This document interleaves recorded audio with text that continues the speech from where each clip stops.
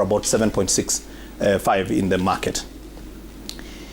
Those houses are going to be built by investors that we are onboarding every other day. We have seen, we've been publishing in the papers, inviting strategic partners and investors to come and build those houses.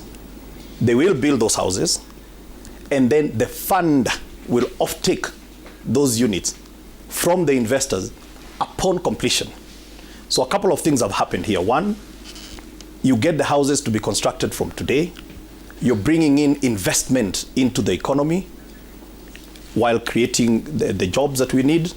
But at the same time, you have not yet burdened on the exchequer. Then lastly, you offtake those units and we pay the investor, and they go and build another program somewhere. Let me finish, because this is important. You've asked an important question. Briefly, because of time. Yeah, but please, let's create time, because this thing has caused a lot of confusion because of mtuharakisha za zingine, and then you take a sound bite.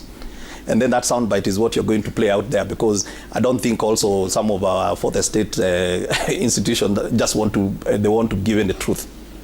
So once the units are off-taken, the fund then will enter into a contract with you, the homeowner, so that you can substitute what you're paying for rent wherever you are, and you can pay for that unit over a period of time. And that's how we are saying you can pay for that unit for 25 years. So for example, up to 30 years. So the 1 bedroom, 1 million, you'll pay 5,000 shillings, which is probably the same amount of money you're paying for rent, then you substitute.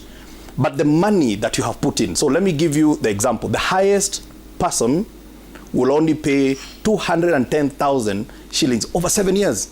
There is no house even for 210,000. But it is a pooling of money, which gives us the offtake cash that allows us to buy those units from the investor. And then we enter into an arrangement with you where we have got what is called patient money. And you can pay slowly at the size of your pocket. Thank you. Thank you. And Honorable David, coming to you.